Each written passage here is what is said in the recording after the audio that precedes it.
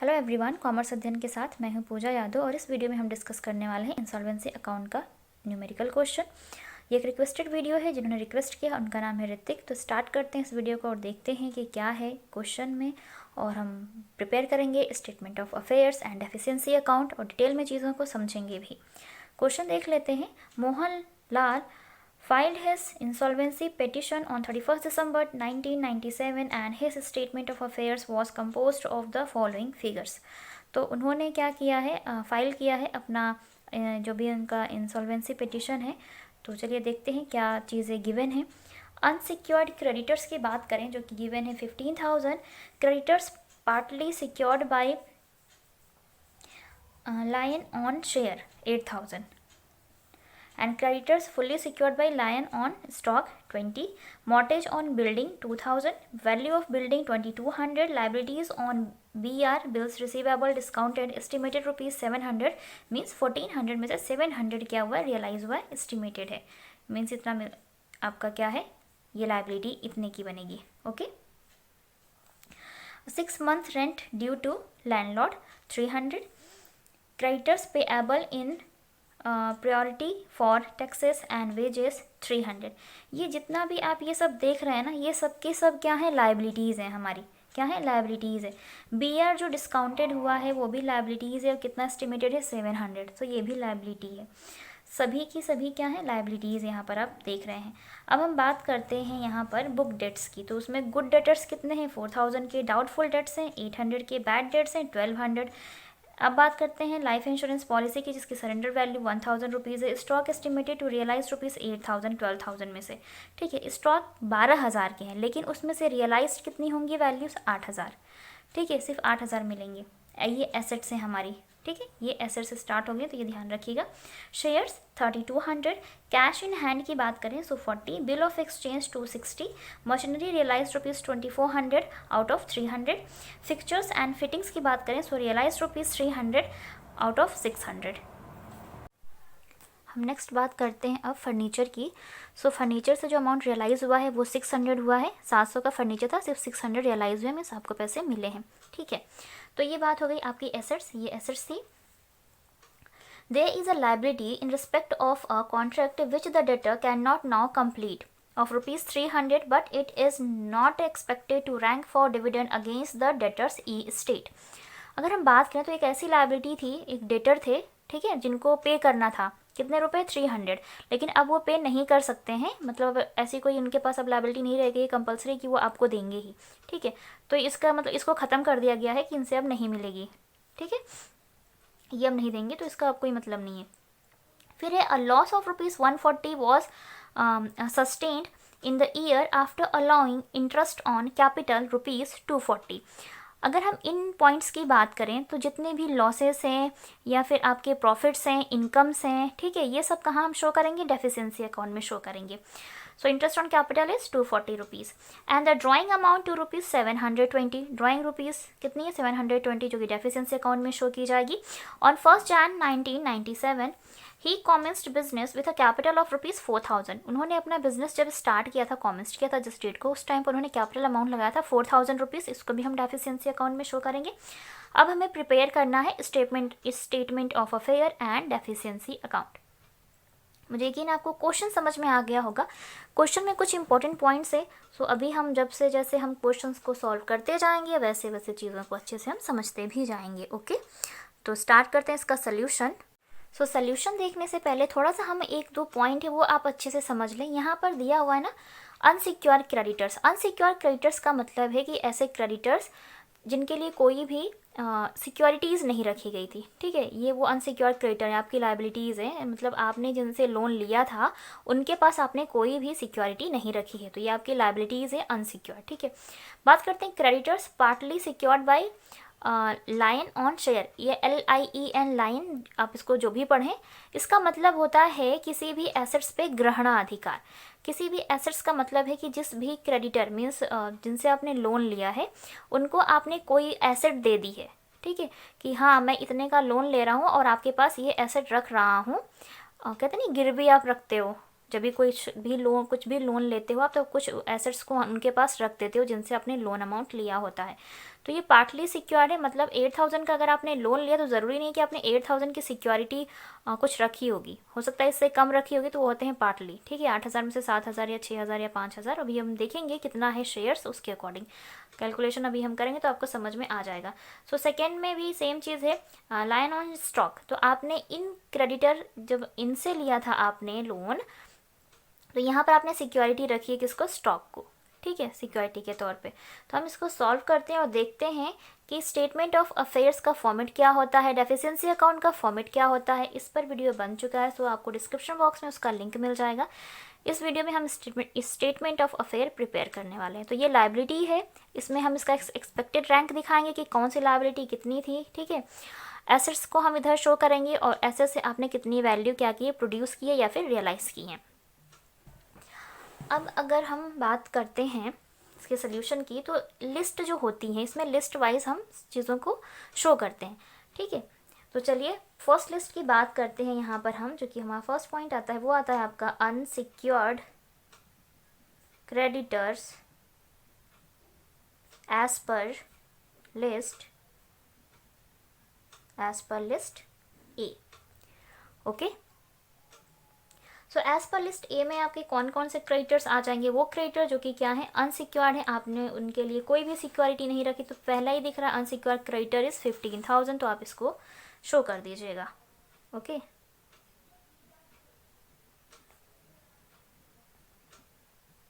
कितना का है, 15,000 की, ये हो गई आपकी। और देखते हैं ये वाली पार्टली सिक्योर्ड है, ये फुल्ली सिक्योर्ड है, ये होंगे नहीं। Mortgage on building, mortgage on building का मतलब कि आपने बिल्डिंग को गिरवी रखा है और इतने का लोन लिया है 2,000 रुपये का। ठीक है, तो ये भी सिक्योर्ड है। लास्ट 700 क्या है, एस्टिमेटेड इसकी एक्सपेक्टेड वैल्यू है, तो वो देख यहाँ पर हम शो करेंगे BR कितने रुपीज़, 700, ये हो जाएगी लाइबिलिटी आपकी। उसके बाद अगर हम बात करते हैं 6 month rent due to landlord, अब रेंट भी तो पे करना है तो ये भी लाइबिलिटी। अनसिक्योर क्रेडिटर, इनके लिए भी आपने कोई भी सिक्योरिटी नहीं रखी है। और ड्यू टू का मतलब है कि अभी तक आपने इनको रेंट नहीं दिया है, लैंडलॉर्ड को देना है, तो ये भी लाइबिलिटी है कितनी, 300। अनसिक्योर क्रेडिटर्स में आ जाएंगे आपके रेंट 300।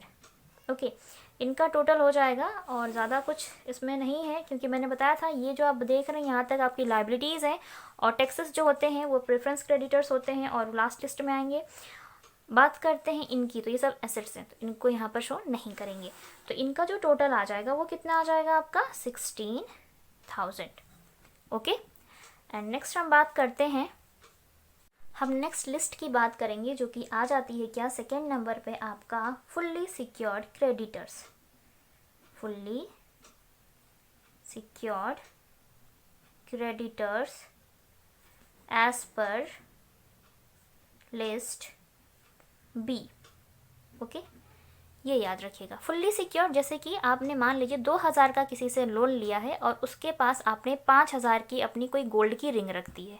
ठीक है, तो वो फुल्ली सिक्योर्ड है, वो आराम से 5,000 की रिंग ले जाएगा, बेचेगा, उसको मिल जाएंगे पैसे। ठीक है, 2,000 से ज़्यादा ही मिल जाना है, तो वो होते हैं फुल्ली सिक्योर्ड। तो अब इसमें देखते हैं कि फुल्ली सिक्योर्ड कौन कौन से हैं हमारे पास क्रेडिटर। एक आप यहाँ पर देख रहे थे कि क्रेडिटर पार्टली सिक्योर्ड, ये ऑलरेडी बोल रहा है कि पार्टली है, तो ये यहाँ पर शो हम नहीं करेंगे, तो भूल जाइए आप इसे। फिर कह रहा है creditors fully secured by line on stock 20 rupees. अब जो स्टॉक की वैल्यू हमें चेक करना है, स्टॉक की वैल्यू कितनी है, तो स्टॉक आपके एसेट्स नीचे गिवन थी, देखिए 12,000 का स्टॉक था, इसमें से आपको रियलाइज मीन्स अमाउंट जो रिसीव हुआ है बेचने के बाद स्टॉक को, कितना हुआ है, 8,000 रुपये। ठीक है, सो इस 8,000 में से हम ये क्या करेंगे, आप देख रहे हो, सो 20 रुपीज़ के लोन के लिए 8,000 की सिक्योरिटी रखी गई है। तो अगर हम बात करते हैं क्रेडिटर समझते हैं ना, जिनसे हमने लोन लिया होता है, ठीक है, जो हमसे वापस से पैसे लेंगे, जिनको हमें पैसे देने होते हैं, तो ये क्रेडिटर कितने के हैं, सिर्फ 20 रुपये के हैं। अब भला कोई 20 रुपये का भी लोन लेता है क्या, तो ज़माना भी तो देखिए 1997 की बात हो रही है।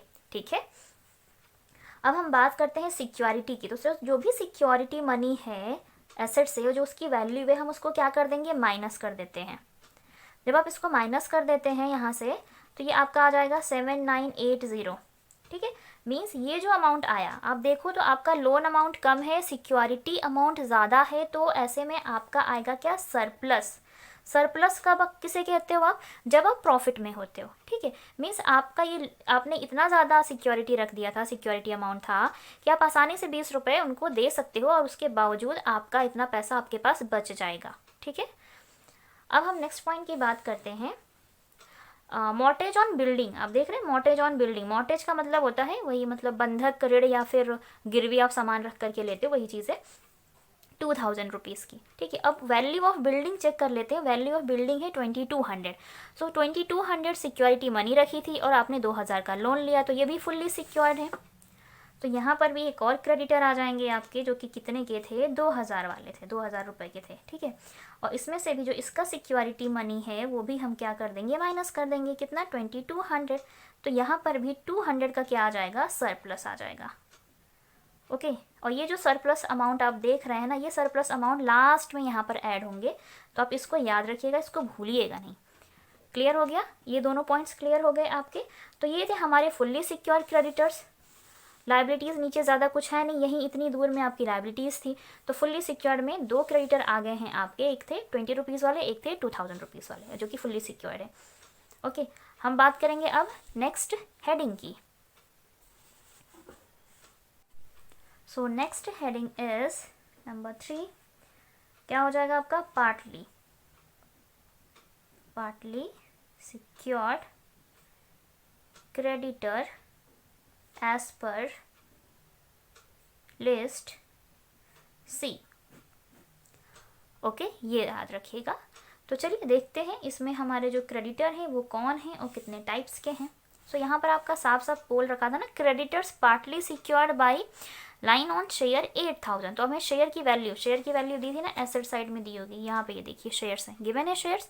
कितने के हैं शेयर्स हमारे पास? 3200 के शेयर्स हैं। सो 3200 के जो शेयर्स हैं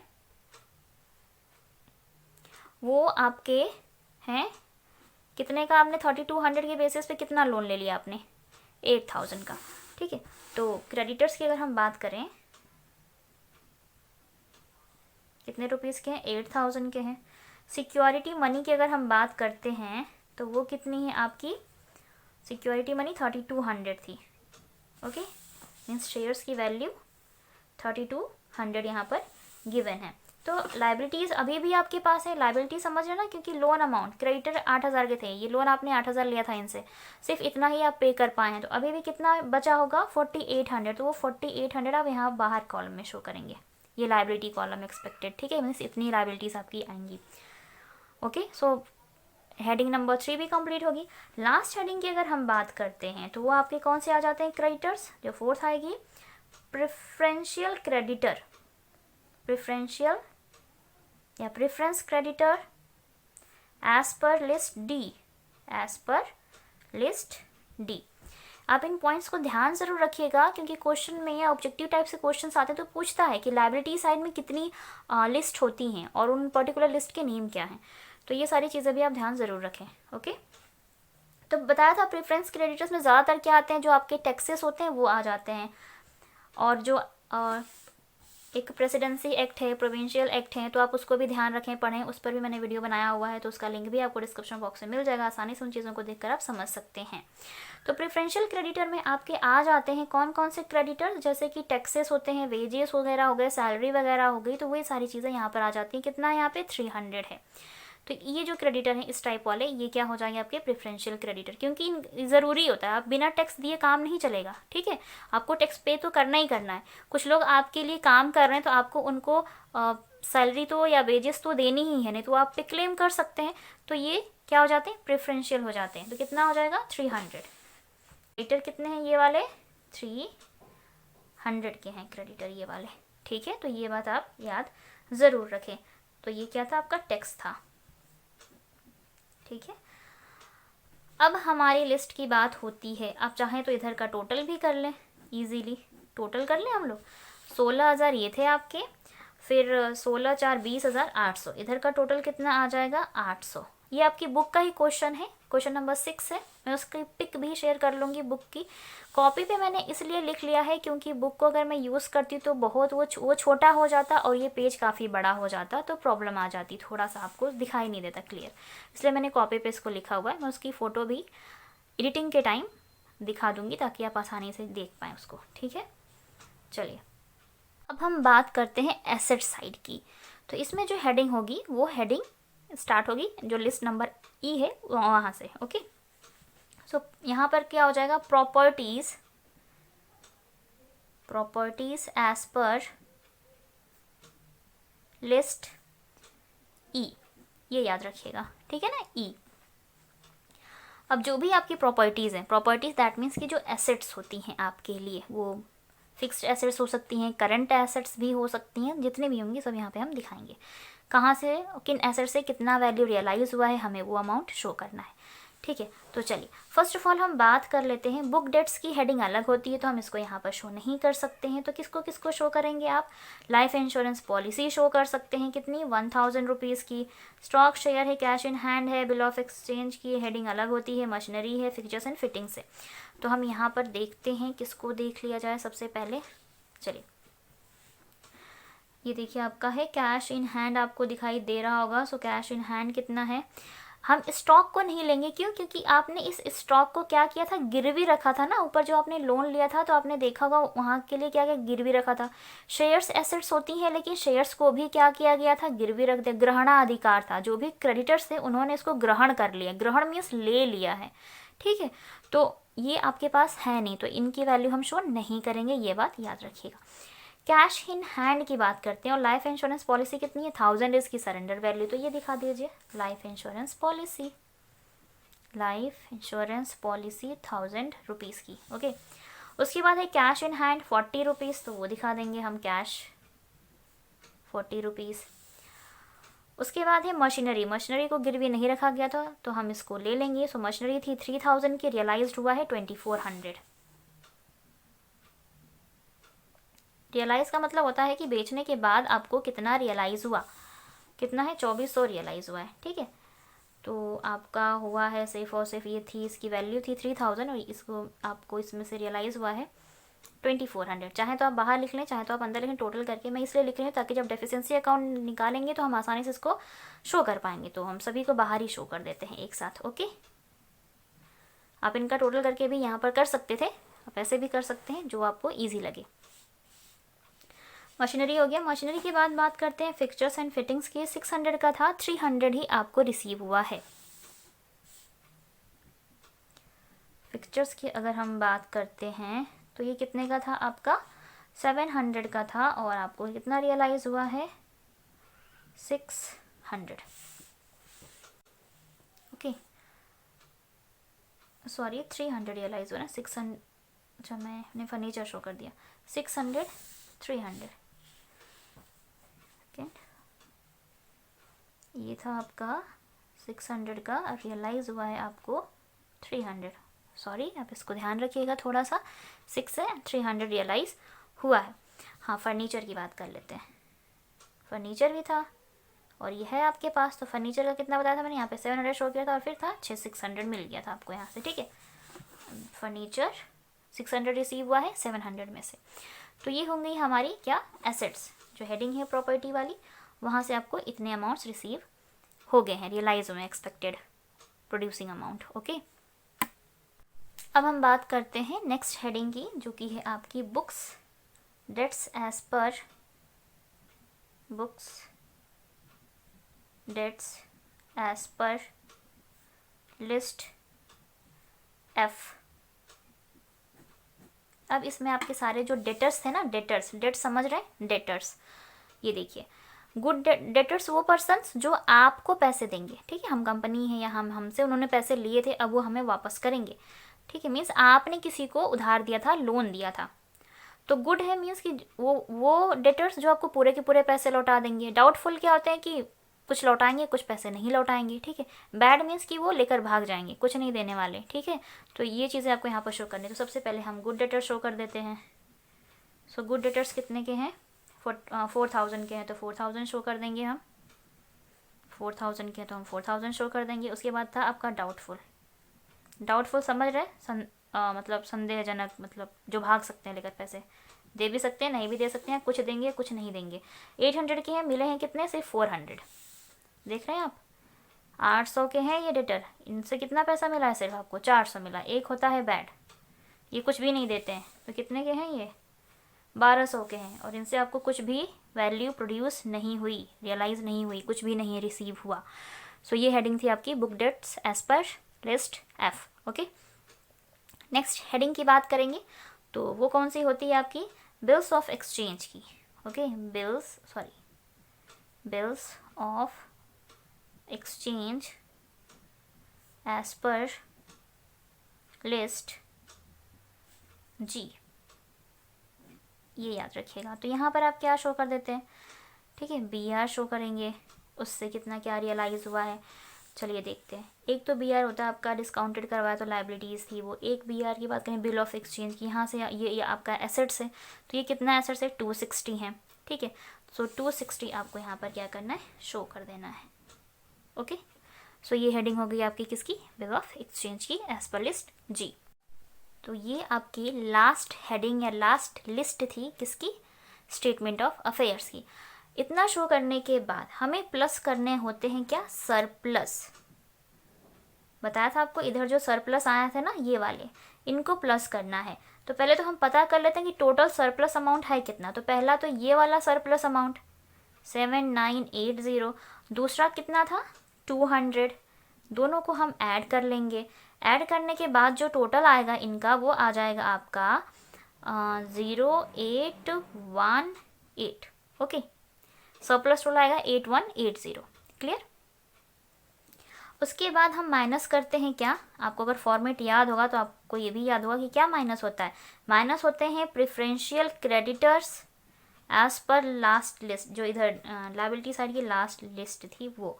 ठीक है, सो प्रेफरेंशियल क्रेडिटर क्या हो जाते हैं? माइनस हो जाते हैं। कितने के थे प्रेफरेंशियल क्रेडिटर? लास्ट 300 के थे, तो ये माइनस कर देंगे आप। लास्ट ये वाले क्रेडिटर, ये देख रहे हैं आप 300 थे, तो ये माइनस हो जाएंगे। ठीक है, माइनस करने के बाद आपका जो आता है क्या आएगा? डेफिशिएंसी आती है आपकी, डेफिशिएंसी आएगी। डेफिशिएंसी मीन्स कमी आएगी। तो कमी आने के लिए क्या करेंगे? हमने इधर का टोटल कर लिया था, अब हमें क्या करना? हमें इस साइड का टोटल करना है। जब आप इस साइड का टोटल कैसे करेंगे? यहाँ तक आप इसको ऐड करेंगे। ये आप देख रहे हैं 8180, आपको क्या करना है? यहाँ तक ऐड करना है। ऐड करने के बाद 300 को लेस करना है। यहाँ तक ऐड करने के बाद जो अमाउंट आएगा इसको माइनस करेंगे आप, तो आपका जो आंसर आएगा, ठीक है, ये माइनस हो गया। ये माइनस हो जाने के बाद आपको क्या करना है? जो भी अमाउंट आएगा वो आएगा आपका इतना। जब आप कैलकुलेशन इस साइड का कर लेंगे ना, तो आपका जो अमाउंट आएगा, मैं जो बताने जा रही हूँ, जो अमाउंट आना चाहिए इधर का, वो आएगा आपका 16,880। ओके, और इधर का टोटल अमाउंट है 20,800। तो 20,800 में से आपको ये अमाउंट यहाँ से क्या करना है? अब लेस करना है। तो आपकी डेफिशिएंसी आ जाएगी अब। ओके, कितनी आएगी डेफिशिएंसी आपकी? 3920। तो ये डेफिशिएंसी यहाँ पर आप कितना शो करेंगे? आंसर 3920। और जो अकाउंट है वो ये स्टेटमेंट जो क्लोज होगा वो हो जाएगा 20,800 अमाउंट से। तो करना क्या आपको? इधर को इस साइड को पूरा ऐड करना है सरप्लस तक, 300 माइनस करना है, फिर जो अमाउंट आएगा उसको उस अमाउंट को इसमें से माइनस करना है, फिर आपका एक्चुअल डेफिशिएंसी अमाउंट आएगा। ओके, अब हम इस डेफिशिएंसी को बेस मानकर और बाकी जो डिटेल्स दी हुई हैं उसको यूज़ करेंगे डेफिशिएंसी अकाउंट के लिए। तो चलिए डेफिशिएंसी अकाउंट बनाते हैं। मुझे यकीन है आपको स्टेटमेंट ऑफ अफेयर आसानी से समझ में आ गया होगी, किस तरीके से हम इसको प्रिपेयर करते हैं, कितनी हेडिंग्स होती हैं, कि हम किन चीज़ों को कैसे शो किया जाता है। अगर मैं आपको अच्छे से समझा पाई हूँ तो कमेंट सेक्शन में कमेंट करके ज़रूर बताएं। वीडियो अच्छा लगा हो तो लाइक ज़रूर करें। अब बनाते हैं क्या? Deficiency account. तो स्टेटमेंट ऑफ अफेयर्स के बाद हम बनाने वाले हैं deficiency account. Deficiency account, okay, को पार्ट्स में डिवाइड कर लेंगे। एंड डेफिशिएंसी अकाउंट की अगर हम इस साइड की बात करें तो हम इधर deficiency capital, interest on capital, profits को शो करते हैं। इधर जो भी लॉसेस होते हैं, ड्राइंग वगैरह होती है, इस साइड पे हम शो करते हैं। तो अगर हम सबसे पहले बात करें कि जो डेफिशिएंसी थी आपकी, जो आपने स्टेटमेंट ऑफ अफेयर्स हमने अभी बनाया है उसमें, सो डेफिशिएंसी आ कितनी रही थी? सो डेफिशिएंसी उसमें हमारी जो फाइंड आउट हुई थी वो है डेफिशिएंसी, सॉरी सिंगल एफ होगा। सो डेफिशिएंसी कितनी होगी यहाँ पर आपकी? 3920। सो 3920 को हम यहाँ पर क्या करेंगे? शो कर देंगे। ओके, अब अगर हम क्वेश्चंस की बात करें कि क्वेश्चंस में क्या है, जो भी लॉसेस हैं, मीन्स जो भी आपकी एसेट्स हैं, संपत्तियां हैं, उनको बेचने पर क्या अमाउंट रियलाइज़ हुआ है, ज़्यादा या कम। कम हुआ है तो लॉस होगा आपका, तो इधर शो करेंगे। तो चलिए देखते हैं यहाँ पर। सो फर्स्ट ऑफ ऑल हम थोड़ा ये नीचे जो हमारी एडजस्टमेंट है यहीं से स्टार्ट कर लेते हैं। ये देख लेते हैं हम कि क्या चीज़ें हैं कैसे हैं। जैसे कि अगर हम डेटर्स की बात करें यहाँ पर, सो प्रॉपर्टीज़ के क्या लॉसेस हो रहे हैं आपके। प्रॉपर्टीज़ की अगर बात करें कि प्रॉपर्टी लॉसेस की, तो यहाँ पर हम दिखाते हैं प्रॉपर्टीज़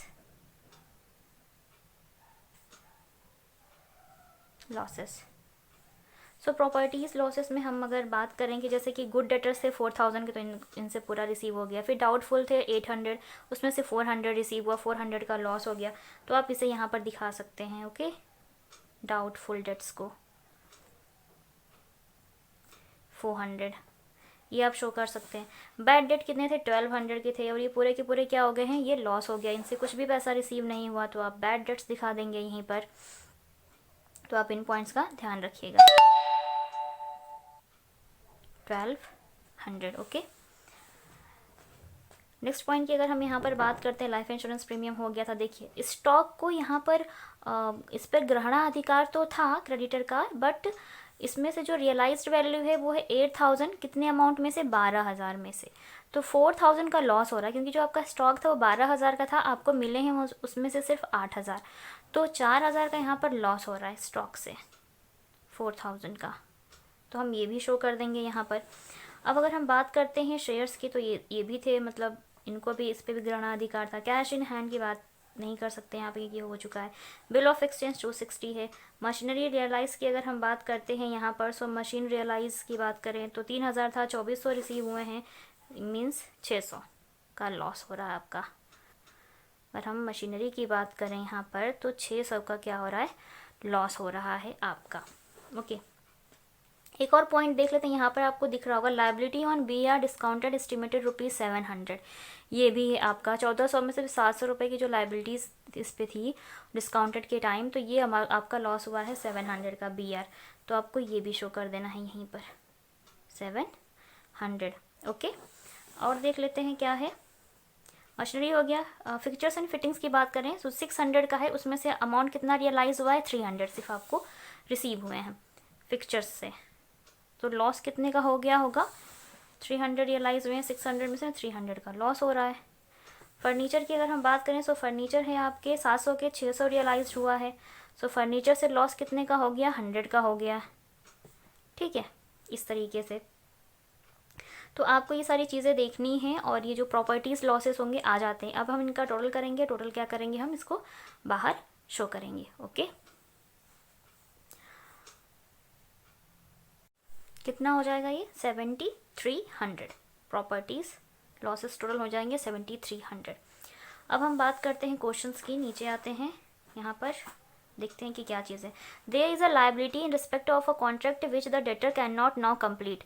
तो एक ऐसी लाइबिलिटी थी जो डेटर अब कंप्लीट नहीं कर सकते हैं, ₹300 की, but it is not expected to rank for dividend against the debtor's estate. तो जो डेटर हैं, जो ऋणी हैं, उनकी संपत्ति में कहीं भी ये नहीं बनता है कि उन्हें अपने वापस करना है या वापस कर सकते हैं। तो ये चीज़ अब एक जस्ट इन्फॉर्मेशन रह जाती है, क्योंकि मना कर दिया गया कि अब ये नहीं पे करें, इनको नहीं पे करना है, ठीक है। A loss of ₹140 was sustained in the year। इस ईयर में क्या था कि 140 रुपये का लॉस जो है अभी भी है। तो इस लॉस को भी आपको यहाँ पर क्या करना है, शो कर देना। कितने का, 140 का, ये याद रखिएगा, 140 का एक लॉस है, इसे हम यहाँ पर शो करेंगे। नेक्स्ट अगर हम क्वेश्चन की बात करते हैं, यहाँ पर देख सकते हैं कहाँ थे हम लोग, interest on capital ₹240। So interest on capital show कर देंगे, इंटरेस्ट ऑन कैपिटल कितना था, 240, ओके। कैपिटल भी था, सो कैपिटल भी लिख लेते हैं यहाँ पे। ड्राइंग भी थी, चलिए देखते हैं कैपिटल एंड ड्राइंग अमाउंट क्या है। 240 इंटरेस्ट ऑन कैपिटल हो गया। ड्राइंग की बात करें तो 720 है, ओके। कैपिटल 4000 रुपीज़, ये कितना है, 720, कैपिटल 4000 रुपीज़, ओके, तो इस तरीके से हम अमाउंट को शो कर देंगे। और जब आप इसका क्या करेंगे, डेफिशिएंसी अकाउंट में होता क्या है कि जो इनका टोटल होता है ना वो सेम होना चाहिए, ठीक है, बैलेंस करना चाहिए आपका डेफिशिएंसी अकाउंट जो कमी का खाता है, ये हमेशा क्या करना चाहिए, बैलेंस होना चाहिए। तो जब ये बैलेंस करेगा तो कितना हो जाएगा, ये 8160, और इधर का जब आप टोटल करेंगे तो कितना हो जाएगा 8160। इसी तरीके से आपका ये डेफिशिएंसी अकाउंट प्रिपेयर किया जाता है। और मुझे यकीन है कि आपको चीज़ें अच्छे से समझ में आ गई होंगी किस तरीके से हम स्टेटमेंट ऑफ अफेयर्स बनाते हैं इंसॉल्वेंसी में, इंसॉल्वेंसी के टाइम, या डेफिशिएंसी अकाउंट किस तरीके से प्रिपेयर करते हैं। इसका जो पूरा फॉर्मेट अगर आप देखना चाहते हैं तो उसका भी वीडियो आपको मिल जाएगा, प्लेलिस्ट मिल जाएगी इंसॉल्वेंसी की, आप वहाँ से भी देख सकते हैं। तो इस वीडियो में इतना ही, और अगर मैं आपको अच्छे से समझा पाई हूँ तो मुझे कमेंट सेक्शन में कमेंट करके ज़रूर बताएं। वीडियो अच्छा लगा तो लाइक करें, अगर आपको लगता है आपके फ्रेंड्स की भी हेल्प हो सकती है तो उनके साथ शेयर ज़रूर करें। चैनल पर नए विजिटर हों तो चैनल को सब्सक्राइब कर लें, बेल आइकन को प्रेस कर लें ताकि आपको आने वाली वीडियोज़ की नोटिफिकेशंस मिलती रहे। आज की वीडियो में बस इतना ही, मिलते हैं नेक्स्ट वीडियो में, तब तक के लिए take care and thank you so much for watching this video.